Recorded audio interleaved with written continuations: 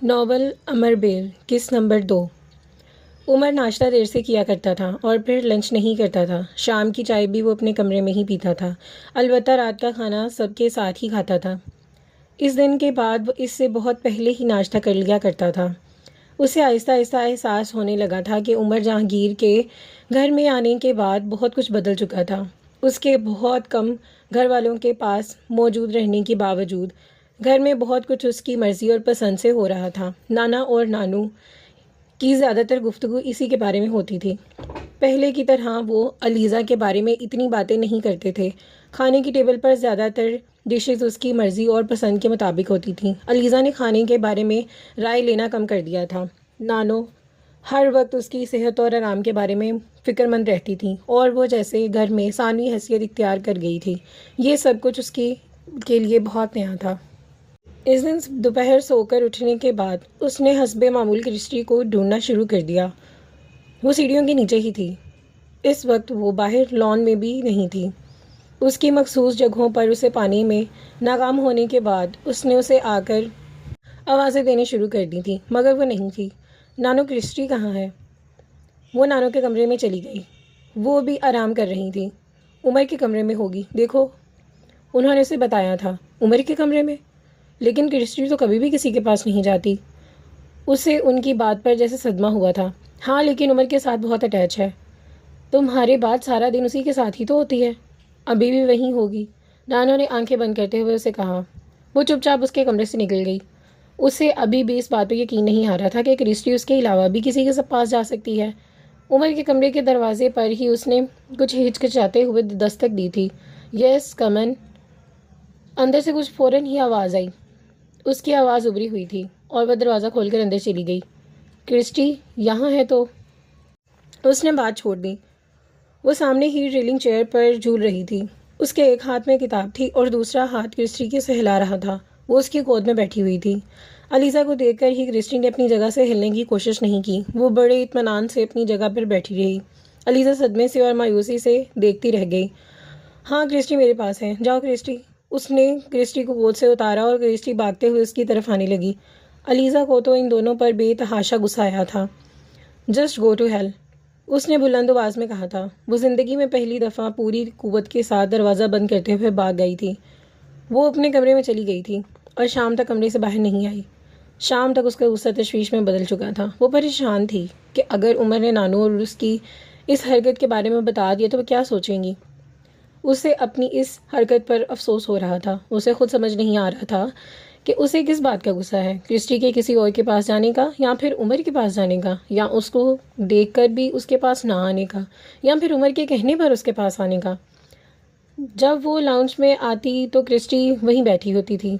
अलीज़ा को देखते ही वो उसके पास आने लग जाती थी, मगर अलीज़ा ने उसे दरिश्तगी से अपने से दूर कर दिया था। उमर रात के खाने के मामूल के मुताबिक अपने कमरे में आया। वो जिस बात पर खौफज़दा हुई थी वैसा कुछ भी नहीं हुआ था। वो उसे देखकर हमेशा की तरह मुस्कुराया। फिर वैसे ही वो खाने के दौरान उसकी तरफ सबसे के साथ बातें करता रहा, जैसे वो हमेशा करता था। वो सर झुकाए खामोशी से खाना खा रही थी। खाना खाने के बाद वो उठकर अपने कमरे में चली गई। अलीज़ा ने सुकून का सांस लिया। अगले दिन भी उसी तरह गुजर चुका था। उमर ने इस वाक़े के बारे में ना नाना को बताया ना नानू को। उससे कोई बात नहीं की। लेकिन अलीज़ा ने नोट किया था कि उसके दोबारा क्रिस्टी को बुलाने की कोशिश नहीं की थी। क्रिस्टी ने उसकी नज़र आने पर अगर उसकी तरफ जाने की कोशिश भी करती तो वो उसे नज़रअंदाज करके चली जाती। इसका मतलब था कि वो उसके इन दिन के गुस्से की वजह से जान चुका था। मुरीद बाबा, आज के खाने के लिए मेरी थोड़ी सी सब्ज़ी बना दें। इस दिन काफ़ी दिनों के बाद एलिज़ा ने रात के खाने के लिए कोई फरमाइश की थी। रात को खाने की टेबल पर उसकी बड़ी खुशी के साथ डोंगे का ढक्कन उठाया था कि इसके चेहरे पे तासुरात बदल गए। नानू, सब्ज़ी में चिकन क्यों डाला है? मुरीद बाबा ने उन्हें पता, मैं हमेशा चिकन के बगैर ही सब्ज़ी खाती हूँ। इसने कुछ हैरानगी से कहा था। मैंने कहा था चिकन डालने को। मैं उमर को रात के खाने के बारे में बताया था। उसने कहा कि सब्ज़ी बन रही है तो चिकन वाली बना ले, मैं थोड़ी खा लूँगा। अलीज़ा ने डोंगे का ढक्कन हाथ में पकड़े पकड़े टेबल को दूसरी तरफ से उमर को देखा था। वो अपनी प्लेट में चावल निकाल रहा था। टेबल पर पड़ी हुई सारी चीज़ें या तो उमर की मर्ज़ी की थी या नाना नानू की। उसने ऑस्ट्रेलिया से वापस आने के बाद पहली फरमाइश की थी और एकदम ही उसकी भूख गायब हो गई थी। कुछ अफसरदगी से उसने दोबारा डोंगे पर ढक्कन रखा था और जब उसने चम्मच भी देखा तो नानू ने उसकी तरफ मुतवज्जा हुई। क्यों, क्या हुआ, सब्ज़ी नहीं ली लोगी? वो कुर्सी खींच कर खड़ी हो गई थी। उमर ने उसे पहली बार चूम कर देखा। मुझे भूख नहीं है। ये क्या हमाकत है? अभी तुम खाने के लिए बैठी हो और अभी तुम्हें भूख नहीं है? बैठ जाओ, नाना ने उसे कहा। मैं दूध पी लूँगी। वो चल पड़ी थी। दूध से क्या होगा? अली से वापस आ जाओ, थोड़ा सा तो खा लो। नानू ने उसे वापस बुलाने की कोशिश की। वो पीछे मुड़े बगैर ही वहाँ से चली गई। उमर हैरानगी से उसे देखता रहा। उसे क्या हुआ है? क्या नाराज़ है वो मुझसे? उसने डाइनिंग से निकलते हुए अपने पीछे उमर की आवाज़ सुनी थी। नहीं, अलीज़ा कभी नाराज़ नहीं होती, उसे कभी गुस्सा नहीं आता। शायद वैसे ही भूख लगी होगी। मैं अभी पूछ लेती हूँ जाकर, वो कुछ और खा लेगी। नानो ने उसके जाने के बाद उमर से कहा था। वो कुछ देर सब्जी के डूंगे को देखता रहा। खाना खाने लगा था तो उसके जहन में उलझ गया था। नानो खाने खाने से फारिग सीधा उसके कमरे में आई थी और उसे लंबा चौड़ा लेक्चर दिया। मुझे हैरानगी हुई है अलीज़ा कि तुम मेरी बात भी नहीं सुनती हो। इसी तरह उठकर बाहर चली गई। क्या सोच रहा होगा उमर, तुम कितनी बदतमीज़ हो। वो वाकई खफा थी। आई एम सॉरी, वो हल्के से मिनमनाई थी। अब इसका क्या फ़ायदा? बहरहाल ख्याल रखना, अगर एक बार डाइनिंग टेबल के पर आने के बाद उसी तरह उठ जाएं तो वो इस तरह इस वक्त सब देख रहे होते हैं, खाना खा रहे होते हैं। तुम्हारा दिल खाने को नहीं चाह रहा था, तुम सलाद ले लेती या तुम कुछ और स्वीट डिश खा लेती, मगर तुम्हें वहीं सिर्फ बैठना था। नानू और उसे मैनर्स की वही पट्टी पढ़ा रही थी जो हमेशा पढ़ाया करती थी। वो खामोशी से उनकी बात सुनती रही। उसकी रंजीदगी में मज़ीद इजाफा हो गया था। ज़रूर उमर ने इस बारे में कुछ कहा होगा।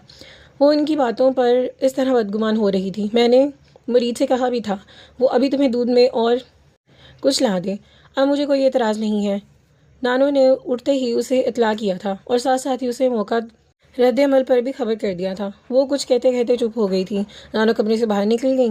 वो खामोशी से बेड पर लेट गई।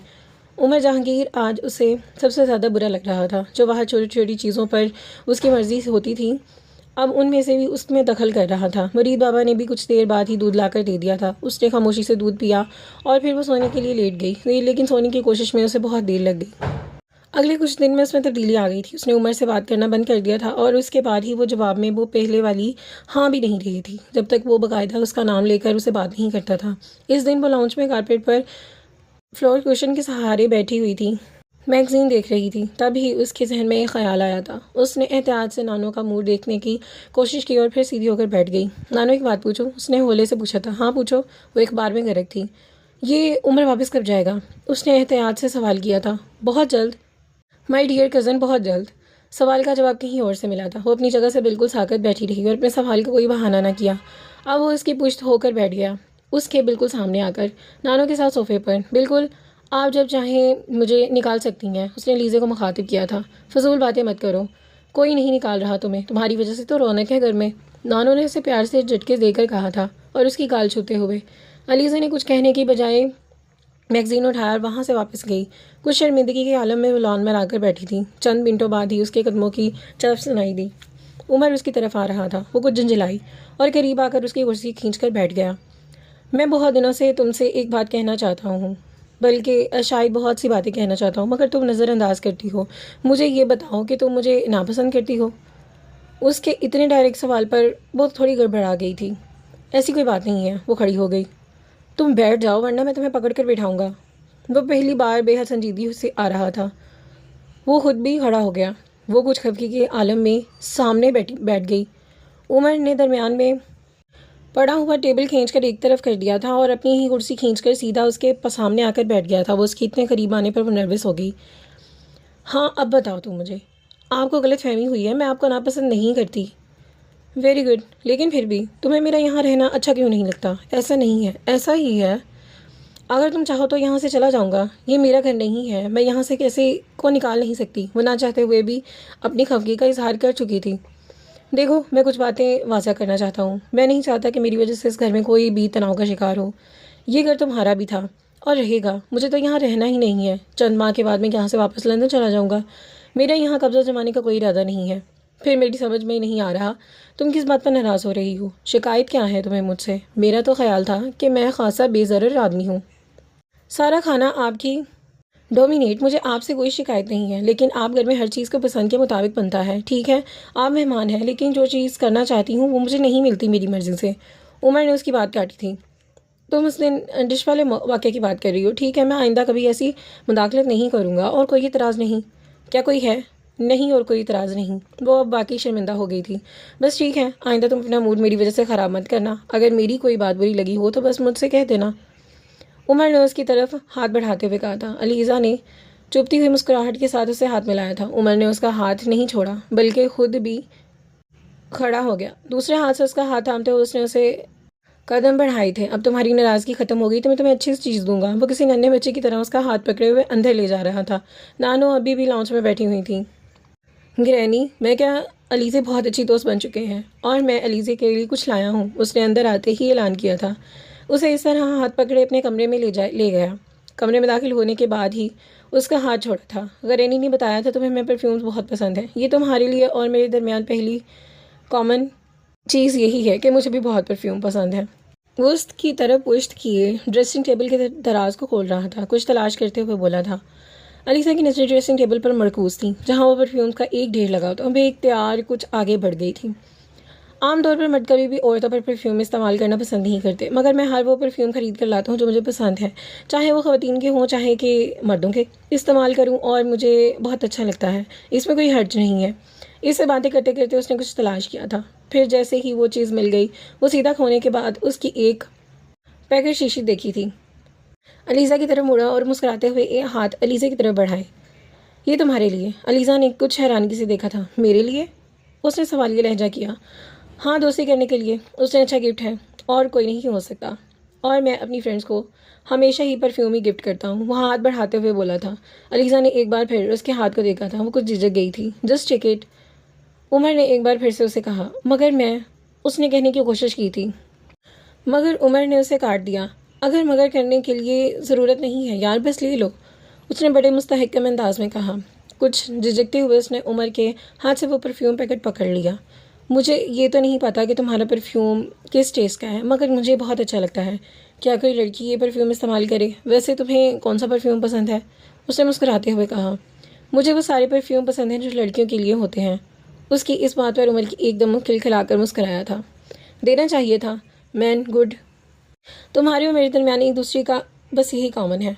फिर तुम शनेल 5 के बजाय 201 इसकी एक दूसरे परफ्यूम का नाम दिया था। ज़्यादा पसंद है। इंटर्नरी और जॉय। लेकिन मुझे, अलीज़ा ने बहुत झिझकते हुए कहा था, बेबी डॉल और रेपल। और मुझे उमर ने अपनी पसंद बताई थी। अलीज़े को एकदम से उसकी दिलचस्पी पैदा हो गई थी। उमर इतना बुरा भी नहीं था जितना मैं समझ रही थी। वो अच्छा है। उसने फ़ौरन नतीजा अखज़ कर लिया था। क्या मैं ये परफ्यूम देख सकता हूँ? उसने एक हाथ से ड्रेसिंग की तरफ इशारा किया था। श्योर, वाई नॉट, उमर ने दोस्ताना अंदाज में से कहा और वो ड्रेसिंग टेबल के सामने से हट गया। वो बड़े मुतजस्सिस अंदाज में ड्रेसिंग टेबल की तरफ बढ़ी थी। परफ्यूम्स का अंबार देखकर उसकी समझ में नहीं आ रहा था कि वो कौन सा परफ्यूम देखे।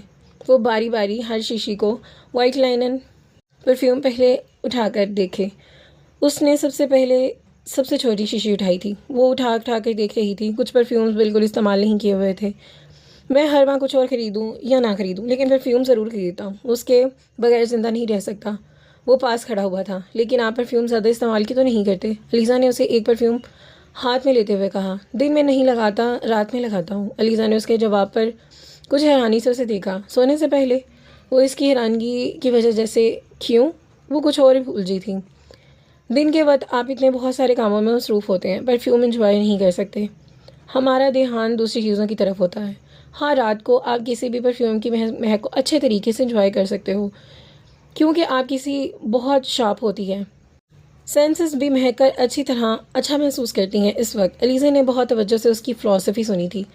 अब वो इसी खुद भी कुछ परफ्यूम दिखा रहा था। फिर उसने एक छोटी सी बोतल उठाई थी। एक्सट्रैक्ट है इस टेबल पर सबसे कीमती चीज़, अनिग्मा। इसकी तरफ वो बोतल बढ़ाते हुए उसने कहा था, और ये है, ये पापा ने गिफ्ट किया था, वरना मैं इसे अफोर्ड नहीं कर पाता। वो बहुत एहतियात से मैं इसे इस्तेमाल करता हूँ ताकि एसेंस ये जल्दी ख़त्म ना हो। अलीज़ा की तवज्जो उसकी शीशी पर मरकूज़ थी। उसके हाथ में लेकर उसने खुशबू को महसूस करने की कोशिश की थी। सांस अंदर खींचते हुए उसने अपने अंदर एक अजीब सी ताज़गी ली थी। अलीज़ा ने बेइख्तियार कहा था, एक्सोटिक। उसके रिमार्क्स पर उमर की आंखें चमक गई थीं। अलीज़ा ने एक दो बार सूंघा और उस छोटी सी शीशी बंद करने की कोशिश की, लेकिन वो जानती नहीं थी। मगर शीशी एकदम से उसके हाथ से निकल गई। इसके हाथ में सिर्फ ढक्कन रह गया। एक सहाने में शीशी ड्रेसिंग टेबल से गिरी और फिर वहाँ से उछल कर नीचे कारपेट पर गिरी। अलीज़ा ने बेख्तियार पकड़ने की कोशिश की, मगर उसकी कोशिश कामयाब ना रही। कमरा यकदम तेज़ खुशबू से भर गया। अलीज़ा ने मायूसी से शीशी उठा ली। इसमें सब चंद कतरे थे। उसने शर्मिंदगी से उमर का सर उठाकर देखा। पता नहीं कैसे उसकी समझ में नहीं आ रहा था वो क्या बात कहे। वो चंद लम्हे खामोशी से उसके चेहरा देखता रहा और फिर उसने सुकून से हाथ बढ़ाकर उसे शीशी का ढक्कन ले लिया। इट्स ऑल राइट, ये कीमती था मगर मेरा फेवरेट नहीं। अलीज़ा ने उसके इस बात पर एकदम से तराब का शिकार किया था। मेरी वजह से आई एम सॉरी। उसने कुछ कहने की कोशिश की थी मगर उमर की हरकतें उसे हक्का बक्का कर दिया। उसने ड्रेसिंग टेबल से एक और परफ्यूम उठाया और उसे दीवार पर खींच कर मारा। शीशी टूटने पर ही कमरा एक बार फिर तेज़ी से खुशबू में बदल गया। चीज़ें टूटने को होती हैं और बाज़ दफ़ा तो चीज़ें तोड़ने में मज़ा आता है ना अलीज़ा? आओ एक ही करके परफ्यूम तोड़ें। उसने पुरसकून अंदाज में कहते हुए ड्रेसिंग टेबल पर 2-3 बार परफ्यूम मार दिया और एक इस तरह बढ़ाया वो जैसे करंट खाकर पीछे हटी थी। उसका चेहरा सुर्ख हो गया। अब बहुत अजीब है, उसने कुछ बेचैन होकर उमर से कहा था। कॉम्प्लीमेंट है या कमेंट है? उसने उससे पूछा था। उमर का इत्मीनान बरकरार था। वो एकदम बहुत उलझ गई थी। उमर ने दोनों परफ्यूम एक बार फिर ड्रेसिंग टेबल से रख दिए और फिर एक मैं ही तब लगाता हूँ जब खुद को बहुत अकेला महसूस करूँ।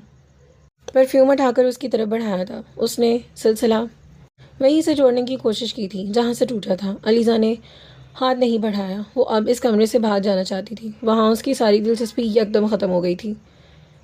ये परफ्यूम नहीं देखना चाहती? उमर ने बड़े दोस्ताना अंदाज में पूछा था। अलीज़ा ने नफ़ी में सर हिलाया। उमर ने उसकी आंखों में उभरती हुई नमी को देख लिया था और बोतल उठाकर उसका ढक्कन उतारा था और फिर बड़े आराम से अलीज़े को कमाल बा महारत से नज़रअंदाज भी कर दिया। अलीज़े के बालों पर उसने स्प्रे करना शुरू किया। वो बेख्तियार एक कदम पीछे हटी थी और उसे गर्दन और बालों पर नमी महसूस हुई थी। लड़कियों के लिए होता है और अलीज़ा मेरा ख्याल है तुम इन लड़कियों में प्रीशियस हो, दुनिया की सबसे अच्छी लड़कियों में शामिल हो। उसने साइफन को प्रेस पर किया था, छोड़ दिया। ढक्कन बंद करते ही उसने एक बार फिर परफ्यूम टेबल पर रखा था। अलीज़ा की समझ में नहीं आ रहा था कि बाहर निकलना कैसे है। शनेल 5 नहीं आया। किस किस्म का रद्द-ए-अमल ज़ाहिर करे? उमर बहुत अजीब किस्म का आदमी है। उसने अब तो तुम नाराज़ नहीं होना। अलीज़ा ने अपने पीछे उमर की आवाज़ सुनी थी। उसने मुड़कर उमर को देखा। वो वहीं ड्रेसिंग टेबल के सामने खड़ा मुस्कुरा रहा था। अलीज़ा ने कुछ कहने की बजाय सिर्फ सर हिलाया। उमर की मुस्कुराहट दिलचस्प थी। So Aliza, we are friends and true friends and friends forever. Aliza ने उसे कहते हुए सुना था। इसके चेहरे पर भी एक मुस्कुराहट नमूदार हुई। बाब 3। कमरे का दरवाज़ा यकदम खुल गया। वो यकदम ही हड़बड़ा गई थी और कमरा एक बार फिर से उसके वजूद से खाली हो गया। अलीज़ा बीबी, मुझे बेगम साहिबा ने भेजा है। वो कह रही हैं कि कमरे की सेटिंग बदलनी है, तो मुझे बता दें, मैं चेंज कर दूँगी, चीज़ें उठा दूँगी। इधर उधर करना है ना? मुलाजिम ने उसकी सोचों का तसलसल तोड़ दिया था। वो कुछ देर खालिउल जहन की कैफियत में थी और देखती रही। फिर जैसे ही वो हवास में आई थी उसने परफ्यूम ड्रेसिंग टेबल पर रखा। हाँ, मैं कुछ चीज़ें इधर उधर करवाना चाहती हूँ, मगर पहले तो स्टोर रूम में जाकर वो पर्दे निकालो ना जो पिछले माह तुमने यहाँ से उतारे थे। अलीज़ा ने उसे हिदायत देना शुरू कर दी। वो नीले वाले? मुलाजिम ने अलीज़ा से पूछा। हाँ हाँ वही, और कुछ वेलकम कर भी करने हैं। मुलाजिम ने उसके हदायत पर सर हिलाया था। वो वापस मुड़ रहा था जब अलीज़ा ने एक बार फिर उसे कहा, अच्छा चलो वापस आओ, तो साथ हाकिम को भी ले आना। मैं चाहती हूँ कि कमरा जल्दी साफ़ हो जाए। इस मुलाजिम को रोककर उसने मज़ीद हदायत की थी। जी ठीक है। मुलाजिम कमरे से बाहर निकल गया। वो एक बार फिर कमरे का जायज़ा लेने लगी। कमरे में बहुत से अनडोर प्लांट्स रखे हुए थे और ये सब उमर की चॉइस थे। उससे जिन चीज़ों में दिलचस्पी थी वो इसमें बागबानी भी थी। वो दोबारा जितना अरसा वहाँ रहा था उसने घर में अपनी पसंद के 2 प्लांट्स रखे थे। महीने में एक दिन वो इन सब पौधों को लेकर बैठ जाया करता था और इनको तराशा करता था और इनमें खाद डालता था। इन पर दुआओं का स्प्रे किया करता था। अपने घर कमरे में इनकी जगह तब्दील करता रहता था। उसके जाने के बाद ये काम अलीज़ा ने संभाल लिया था। इन प्लांट्स को बाहर लाना, ले जाना, अंदर रखना। मुलाजिम जब पर्दे लेकर आया तो अलीज़ा ने उसे एक नई जिम्मेदारी सौंप दी थी। वो खुद भी कमरे से बाहर निकल आई थी। मुलाजिम बारी बारी सारे प्लांट्स बाहर ले आया था। अलीज़ा ने पौधों को देखा था और इसमें कटिंग शुरू कर दी थी और वो मनी प्लांट को देख रही थी। चंद छोटी शाखें खुश्क होकर लटक रही थी। उसने उसे काटना शुरू कर दिया। वो बड़ी एहतियात से बेल को, शाखों और पत्तों को काट रही थी।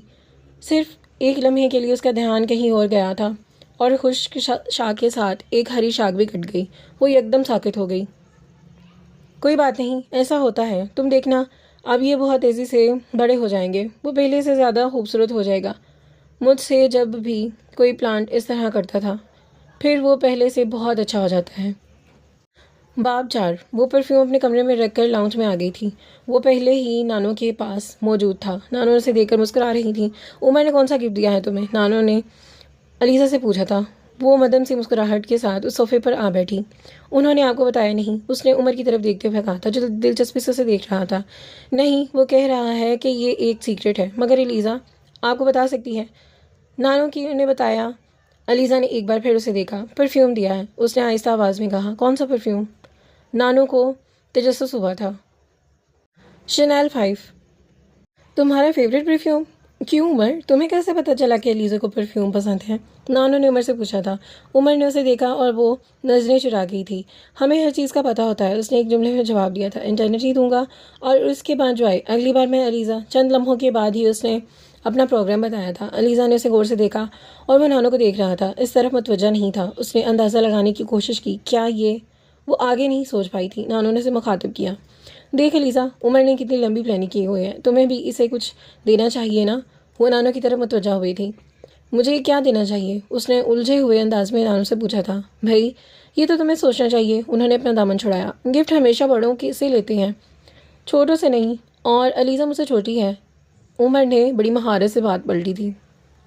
हाँ, मुझे अगर कोई गिफ्ट देना भी चाहिए तो ग्रैंडपा आप ही दे, क्योंकि आप मुझसे बड़ी हैं। क्या गिफ्ट चाहिए?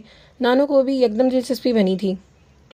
जैसे लोमानी और प्ले बॉय का सूट, डेमन की जीन्स, क्रिस्टन डी की घड़ी, या फिर अमानी कोई भी अच्छी चीज़ या परफ्यूम। उसने एक लंबी लिस्ट पेश कर दी थी।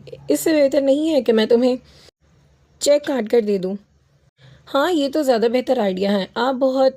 उमर ने शरारती अंदाज में कहा था कि एलिज़ा ने खामोशी से उसकी नोक-झोंक सुनती रही। नानो बहुत संजीदा मिजाज थी। वो बहुत ज़्यादा नहीं बोलती थी, मगर जब भी उमर आया करता था तो सब कुछ बदल दिया करता होता था। वो अब अक्सर कहका लगाने लगी थी। उमर बहुत बतूनी था और उनकी हिस्स मज़ाक भी बहुत अच्छी थी। वो हर वक्त कोई ना कोई बात कर ज़रूर करता था, जो उनके कहका लगाने पर मजबूर कर देती थी।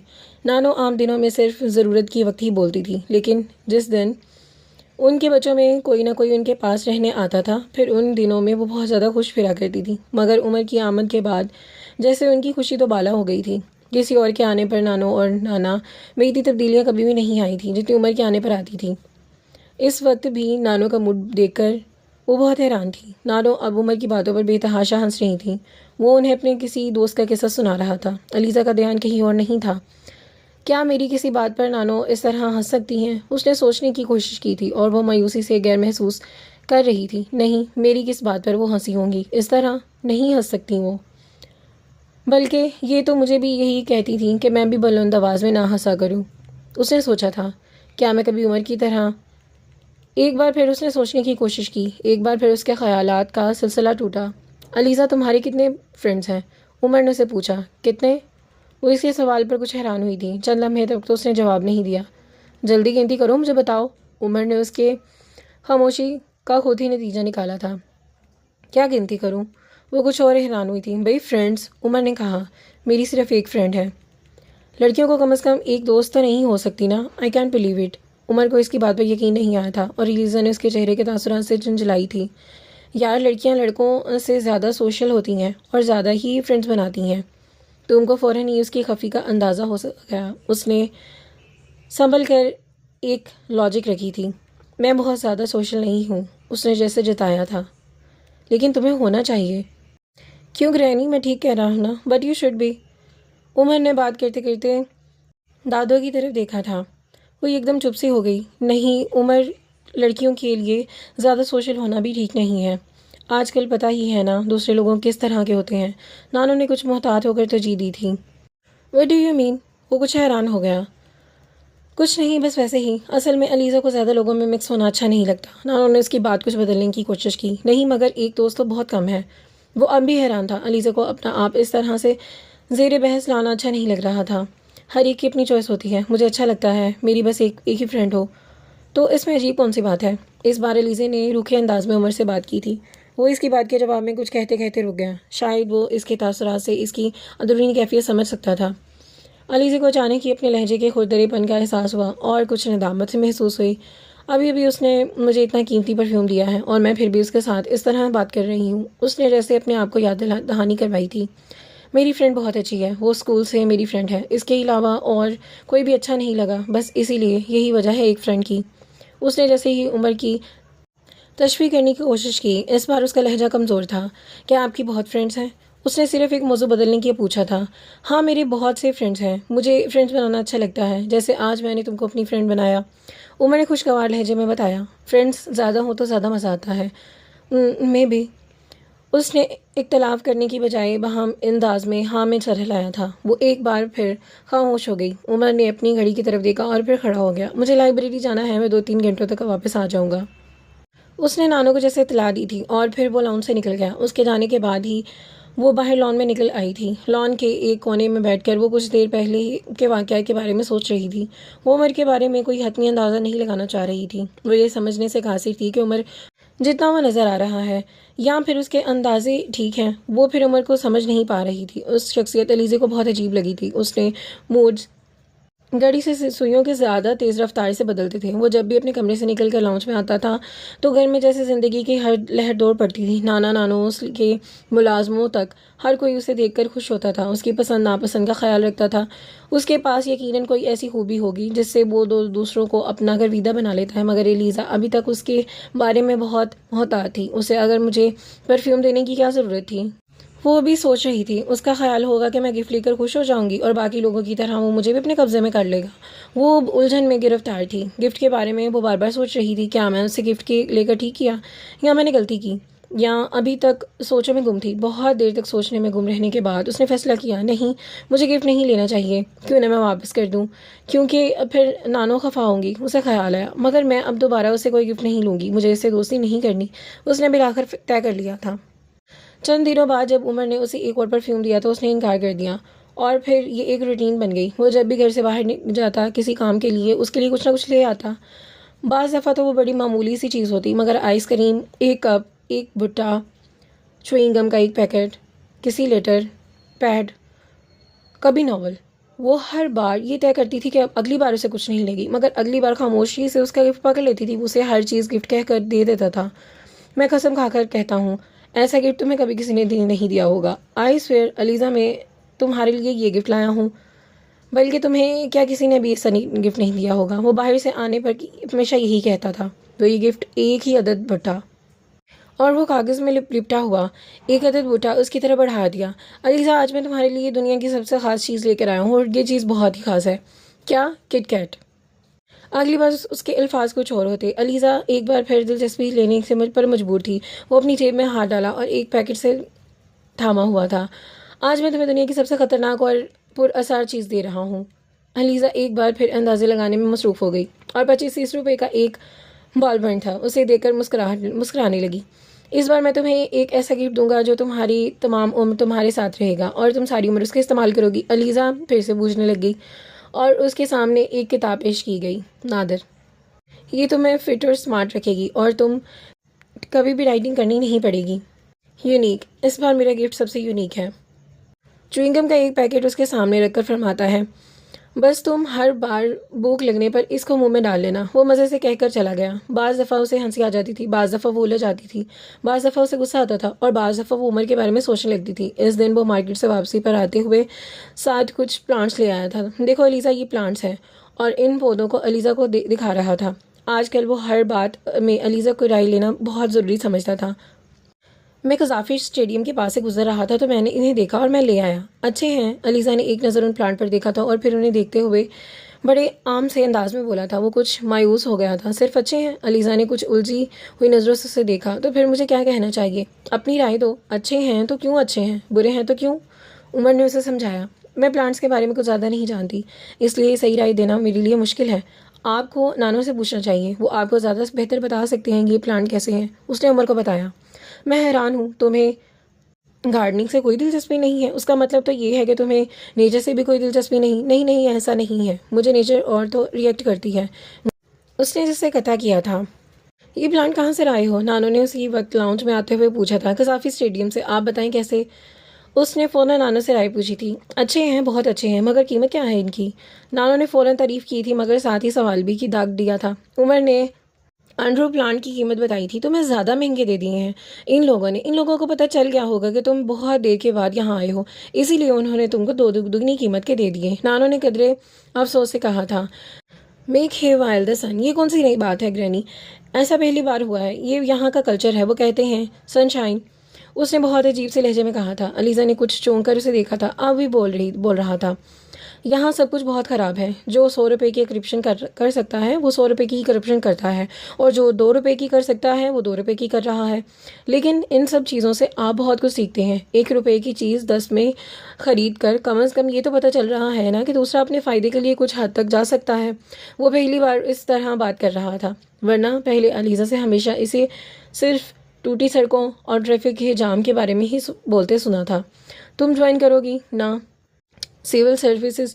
तो फिर तुम चेंज लाना इन चीज़ों में जिन पर तुम्हें एतराज़ है, नानो ने उससे कहा था। वो यकदम खिलखिलाकर हंसने लगा था। आप भी बहुत अजीब बातें करती हैं ग्रैनी। आपका ख्याल है कि मैं सिविल सर्विसेज ये सब ठीक करने के लिए ज्वाइन कर रहा हूँ? मुझे सोशल वर्क का कोई शौक नहीं है, और वैसे भी एक आदमी कोई तब्दीली नहीं ला सकता। मैं बदलना चाहूँ भी तो नहीं बदल सकता। यहाँ हर चीज़ अपनी फफूंदी ज़्यादा है कि जब तक अगर आप एक चीज़ ठीक करेंगे तो पहली वाली उसी हालत में आ जाएगी। और वैसे ग्रैनी, आपने कभी अपने बेटियों को क्यों नहीं कहा? आपके तो सारे बेटे सिविल सर्विसेज में हैं। मेरी जनरेशन के लिए रिफ़ाइन करना खासा मुश्किल काम है, मगर मुझसे पहले की जनरेशन ये काम आसानी से कर सकती थी। तब लोग इतने भीड़े हुए तो नहीं थे, उन्हें कंट्रोल करना बहुत आसान था। वो बहुत संजीदा हो गया था। जब तुम्हारे पापा और अंकल ने सिविल सर्विसेज ज्वाइन की थी ना, तो मैंने उन्हें भी बहुत सी नसीहतें की थी। सिर्फ मैंने ही नहीं बल्कि तुम्हारे दादा ने भी की थी। मैं आज तक हैरान हूँ कि वो चारों इन सारी नसीहतों को कैसे भूल गए। मुझे नहीं पता इन चारों को ज़िंदगी में क्या चाहिए था। मैंने तो मास ने उन्हें दुनिया की हर चीज़ दी थी। हमारे पास वो सब कुछ था, और जो खुशहाली ज़िंदगी में उसे दे सकती थी दी थी। मेरा ख्याल था कि इन चारों को इन चीज़ों के पीछे भागने की ज़रूरत नहीं है, मगर मेरा ख्याल गलत था। इन चारों को अपनी ज़िंदगी में हर चीज़ एक ही तादाद में नहीं बल्कि दर्जनों में चाहिए थी, और जिन जहन में ये सब कुछ हो वो नसीहत उल्टा का असर लेते हैं, और इनके साथ भी यही हुआ। मैंने जितना उन्हें समझाया उन्होंने उनको समझने की कोशिश नहीं की। उमर ने उनकी बात सुनते सुनते काट दी थी। उसने एक बात तो साबित होती है ग्रैनी कि आपकी बातों में असर नहीं है, या फिर शायद आपको समझाने का तरीका गलत है। वजह तो भी ये भी है। बहरहाल अब तो सब कुछ जैसा हो रहा है वैसा ही होने दे। चीज़ों को अब बदलना नामुमकिन है, और नामुमकिन काम करने के लिए जिन लोगों की ज़रूरत होती है वैसे लोग हमारी कौम में नहीं है। मैं तो फ़ौरन सर्विसेज ज्वाइन करने के बाद डैडी की तरह ऐश करना चाहता हूँ, वैसी ज़िंदगी गुजारना चाहता हूँ जैसे वो गुजार रहे हैं। देखें बात कहाँ की कहाँ चली गई। अब मैं आपसे प्लांट्स के बारे में पूछ रहा था। अलीज़ा बहुत बेजारी से उसे देख रही थी, उसकी सारी गुफ्तगू सुन रही थी। मैं ज़रा इन प्लांट्स को लगवा लूँ। ग्रैनी आप चले मेरे साथ बाहर लॉन में। उसने दादो को इनवाइट किया था। नहीं भाई, मुझे बाहर बहुत से काम हैं, कुछ काम करने हैं मुझे, और तुम खुद ही अपने माली को साथ ले जाओ। नानो ने उसे कहा था। मैं इसलिए आपको साथ ले जाना चाहता हूँ कि आप लॉन में जगह सेलेक्ट कर देंगी इन प्लांट्स के लिए। बाद में कोई और एतराज़ ना हो ना, मैं गलत जगह पर प्लांट्स लगवा दूँ। नहीं, माली अच्छा है, वो तुम्हें बता देगा, और ये कहाँ ठीक लग रहे हैं और कहाँ ठीक रखे जाएंगे। तुम्हें इस बारे में फ़िक्रमंद होने की ज़रूरत नहीं है। वैसे भी तुम जहाँ भी प्लांट्स लगाओगे मुझे बुरा नहीं लगेगा, क्योंकि वो तुम्हारे लगवाए हुए हैं ना। उमर ने नानो की बात पर मुस्कुरा कर देखा था। अलीज़ा ने नानो की आंखों की चमक को और भी गहरा होते देखा। उसे उन दोनों की मुस्कुराहट बुरी लग रही थी। चलो अलीज़ा, हम दोनों प्लांट्स लगवाते हैं। उमर ने खड़े होते ही उसे ऑफ़र की थी। मैंने आपको पहले ही बता दिया है मुझे गार्डनिंग की कोई दिलचस्पी नहीं है, फिर आप मुझे साथ लेकर जा क्यों रहे हैं? अलीज़ा ने संजीदगी से कहा था। तुम चलो तो दिलचस्पी तो पैदा हो जाएगी, मैं इसीलिए तो तुम्हें साथ लेकर जा रहा हूँ। उमर ने बड़े हशाश बिशाश लहजे में कहा था। नहीं, मैंने आपसे कहा है ना। अलीज़ा ने एक बार फिर कहने की कोशिश की थी, मगर नानो ने उसकी बात काट दी। कम ऑन अलीज़ा, जब वो बार बार तुमसे कह रहा है कि तुम इतने नखरे क्यों कर रही हो, क्या ज़रूरत है, चली जाओ ना इसके साथ। अलीज़ा ने नानो के चेहरे को देखा था, वहाँ नागवार की तासुरात थे। वो खामोशी से खड़ी हो गई। उमर मुलाजिम को पौधे उठाने के लिए कह रहा था। वो बुझे दिल के साथ वहाँ से उठी थी। कुछ देर बाद उमर भी लॉन में आ चुका था। वो बेमकसद लॉन में चक्कर निकाल रही थी। उमर माली के साथ लॉन में पौधे लगा रहा था और गाहे बागाहे वो एलिज़ा से भी राय ले रहा था। वो हूँ हाँ में जवाब दे रही थी, उसके पास से हट जाती थी। वो माली से पौधे लगवाते हुए खासे गौर से उसके चक्करों को देखता रहा और कुछ अंदाज़ा लगाने में कोशिश करता रहा। और यहाँ पर हमारी किसका इख्तिताम होता है। इंशाल्लाह मिलता है नेक्स्ट वीडियो में। दुआ में याद रखिएगा। अल्लाह हाफिज़।